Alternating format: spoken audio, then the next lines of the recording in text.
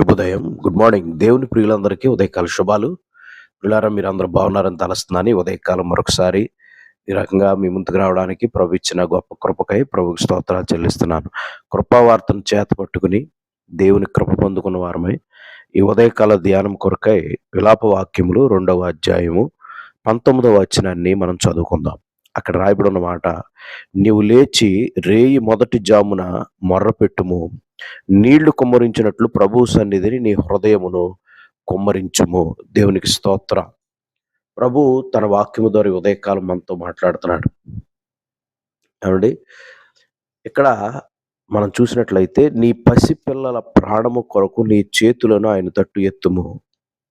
ప్రతి వీధి మొగను ఆకలి గొనిన వారు మూర్ఛిల్లుచున్నారు. దేవునికి స్తోత్రం. పిల్లరా, ఇక్కడ పెద్దవారు ఏం చేయాలో దేవుని వాక్యంలో రాయబడింది.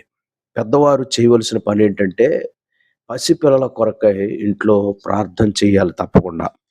ఏమండి, రేయి మొదటి జామున ఏమండి మీ యొక్క పసిపిల్లల కొరకై మీ చేతులను ఎత్తి వారి ప్రాణముల కొరకు మనం ప్రార్థన చేయవలసిన వారమై ఉన్నాం.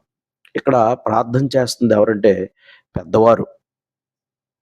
ఇంట్లో పెద్దవారు అందరికంటే ఎక్కువగా ప్రార్థనాపరులుగా ఉండాలి. అందరికంటే ఎక్కువ ప్రార్థన చేసేవారుగా ఉండాలి. కనుక ఈ ఉదయకాలం మన ప్రార్థనా జీవితం ఎలా ఉందో పరిశీలన చేసుకుందాం ఒకసారి. ఏమండి, ప్రార్థన మనము ఈ మధ్యకాలంలో ఆపేసామా? లేకపోతే ప్రార్థనా జీవితంలో మెల్లిగా వెనకబడిపోతున్నామా? ఒకసారి ప్రశ్నించుకుందాం. మన బిడ్డల కొరకై, మన కుటుంబం కొరకై, మన సంఘం కొరకై, సేవకుని కొరకై, సహవాసం కొరకై, సమాజం కొరకై మనము ఎక్కువగా ప్రార్థన చేసేవారమై ఉండాలి కదా. పిల్లలు తప్పుదోవ పడుతున్నారు. భయంకరమైన పరిస్థితులకి, భయంకరమైనటువంటి ఆలోచన విధానాలు కలిగి వారు జీవిస్తున్నారు. కనుక వాటన్నిటి నుండి కూడా తప్పించబడాలంటే ఒకే ఒక్క ఆయుధం ప్రార్థన. అయ్యా, ఏ చెడుతనము నా బిడ్డలను అంటకుండా మీరు సహాయం చేయమని దేవుని సన్నిధిలో మనం ప్రార్థించవలసిన వారమై ఉన్నాం.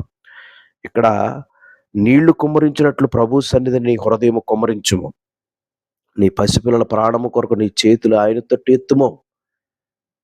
మన చేతులు పైకి ఎత్తుతున్నాం అంటే అర్థం ఏంటంటే మనం సరెండర్ అవుతున్నాం. అయ్యా, నా బలము కాదు, నా తెలివి కాదు, నా జ్ఞానం కాదు, ఇదిగో నా చేతులు పైకెత్తుతున్నాను నేను.